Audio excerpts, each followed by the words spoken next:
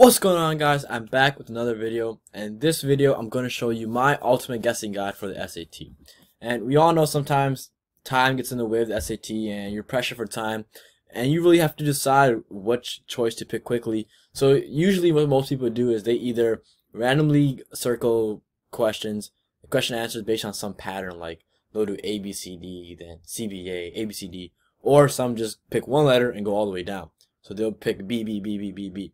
Like, for example, my teacher, he told me to always pick B, right? If you have to guess like the last five, just pick B, pick B, pick B, pick B. Now, for the SAT, you don't want to do that, okay? What you actually want to do, and also this can apply to any test, what you want to do is smart guess. And when I say smart guess, I mean, instead of spending the last 30 seconds of the SAT just circling in B, I want you guys to spend the last 2 minutes smart guessing for your answer choices. And what I mean by smart guessing, I'm going to discuss in this video. So you can see right here, for example, if I look at number 2, okay? Number 2, before I even look at the actual question, or I'll look at the question, I already know it's a system of linear equations, I have to find x and y, right? And that comes through practice. Right away, I look at all 4 answer choices, okay, guys? What you want to do is you want to look at all 4 answer choices and see the discrepancies between one of them and the other 3, for example. So A, B, D, they all have -2 as the y coordinate. C does not. I'll eliminate C now. So I'll eliminate C. Okay. Now, I look at all 4 again. Okay. So I know C is eliminated, but I still want to look at all 4 to find more discrepancies.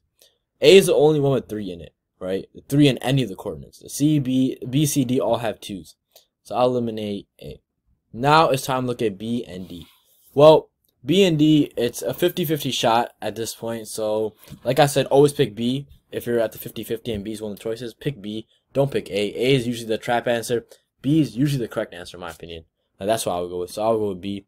And this specific question, that answer is actually right. B is the answer for this question. What I recommend, guys, is reading the entire question or skimming it as fast as you can when you have to smart guess, okay? And the reason I say 2 minutes to smart guess is because you have to read the questions in order to smart guess, right? Blind guessing is reading a circle, whatever, without even reading the question. Smart guessing is reading the question and then circling based on some heuristic that you develop in your mind. And the thing is, you need some time to read the questions. That's why instead of spending the last 30 seconds guessing, I want you to spend the last 2 minutes of SAT smart guessing, okay? So, if I skim this question real quick, slope 2 contains point 1A does not matter, la la la la. The last line, the 2 lines intersect at the point AB. What is the value of A plus B? So now you really want to think as a test maker, or you want to think of what are some student errors that can be made. Well, they may find A, they may find B, and they may put the answer, whatever A is, they may put that as the answer, or whatever B is, they may put that as the answer, and they may forget to do A plus B. So let's think of which of these 2 answer choices added together give you another answer choice. Let's see. A -4, -1 give you -5, not on here. 4, -1 gives you 3. 3 is up here. I'll go with B right away. And this follows the thinking that, okay, A may be 4 and B may be -1. Now, the common student error would be to put A, right, for 4. They may calculate A first. They may put 4 as an answer. Or they may calculate B first and put -1 as an answer. They may forget to add them. So, if these are the 2 common student mistakes, if you add them together, you get 3. So the answer is 3, in my opinion. And in this case, it actually is 3. Now let's look at number 11. Number 11. Common student error would just be divide the fraction right down the middle, or like split it right down the middle, do add or subtract. So already eliminate A, eliminate B. Now it's 50-50, C or D. If I look at all 4 answer choices, I see that it has minus, plus, minus, plus. So it's not like I can know which operation has a higher chance of being correct. It's either between C or D. And this is a 50-50 shot, like I said. But it's better than a 25% shot if you had all 4 viable answers, right? You want to minimize it to 2, or if you can't do 1, minimize it to 2. And in this case, we were able to minimize it to 2. So now it's 50-50 shot. You can go with C or D. I'll do C. I usually go with the one that's higher up if it's not A. So C. Now let's look at 12. Actually, let's look at another one. So 14, like I said, skim the question really quick. A radioactive substance decays at an annual rate of 13%. That first sentence is enough to tell me that, if considering the exponential form, right, it's 1 minus, so 1 minus whatever the percent is. In this case, 13%, so 0.13. And that equals 0.87, right? 0.87. So 0.87, not in there, not in there, not in there. It's an A. I'll put A right away. That's how I want you guys to smart guess. Now, obviously, if you read the entire question, you may get some other clues that point to B being the correct answer, or some other question being the correct answer, or some other answer being the correct answer. But what I want you to do when you smart guess is get the minimal amount of information. Okay, guys, once you have the minimal amount of information, I want you to make a guess off of that. Okay, now let's try this one. 15. Another common error would just to be ignore the x's. So that would be A. So you get circles to get that out of here. Another mistake would just to be divide this part and then divide this part. So that would be like 5 minus 2/3. Yeah. So like B, wrong. So now again, C or D, 50-50 shot. What I would do is, again, another student error could be just to be leave the 5 out and just do minus 2 over x plus 3. That's almost like a giveaway, right? So again, I wouldn't pick C either. I'd pick D. So let's look at number 3. Skimming real fast. Send M text message each hour for 5 hours. So already I know 5M. Okay, that's all I need to know. 5M, right? Because Arno sent M text messages each hour for 5 hours. That's what I'm thinking of. So automatically I see 5M at C, so I'll pick C. Now say I didn't read the question and I'm just looking at the answer choices, right? Say I have like 10 seconds left. I don't even have time to read the answer choice. Right away, 5M, 5, 4, 4, 5, right? 2 answer choices have this mix up, right?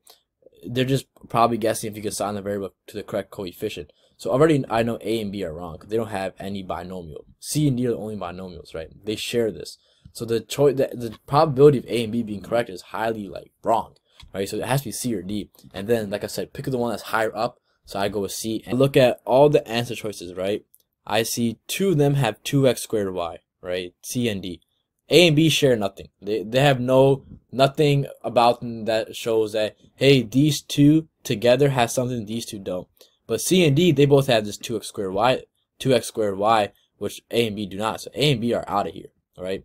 But now, when I try to distinguish whether it's C or D, I want to look at all 4 answer choices again. So B has this 8xy squared minus 6y squared, just like D does, right? C doesn't have that. C has a 2x squared y, which appears 2xy squared, which appears nowhere else anywhere in A, B, or D, right? So I'll take C out and I'll pick D.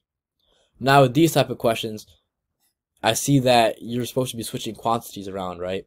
The quantities are usually still there. They're just expressed in a different way. They're not really simplified. And in this case, C and D are very simplified. So C and D are just wrong, man. I'd take that out.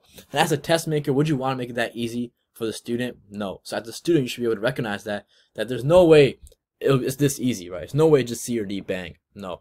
Yeah, there's more to it. And now you have to think of the common student mistake, which is you just switch the variable. It says express in terms of P, right? So what they may do is switch M and P, which is obviously wrong. So which answer choice has that common student error? A does, right? A is usually the common student error. So B is the correct answer. Now I'm gonna give you guys an example of where this does not work, so you guys don't think this is some amazing technique to always get the correct answer. If you look at number 9, -6 in C and D, A and B have nothing shared, right? So instinctively you may think A and B are wrong, right? And it's either between C or D, and then the higher one, the one that's higher up is C, obviously, because C comes before D, so you go with C. In this case, the correct answer is actually B. So, and that's just a common example of how this trick may not work, right? Now this trick usually does get you down to like 2 viable answer choices that are usually the correct answer between one of them 2, but sometimes it doesn't work, and in this case it didn't work, and you just have to accept that. That's why this is a heuristic, a guessing trick. It's not a guaranteed way to find a solution. It's not an algorithm. This is only for the last 2 minutes of the SAT. If you have more time than that, then actually read the problem and try to find an algorithm that gets you the correct answer. But if you're down 2 minutes and time is like, it's over, right? It's almost over. Then I want you guys to just use the smart guessing trick. Don't just circle B, B, B, B all the way down, unless you have like 10 seconds left and you have 2 left and you have circle B. But otherwise, if you're down in 2 minutes and you have some answer choices left, answer as many as you can smartly, and then maybe the last 10 seconds you can guess B all the way down. But that's what I want you guys to do in terms of guessing for the SAT. So I hope you guys like this video. Please like, comment, share, subscribe. Peace.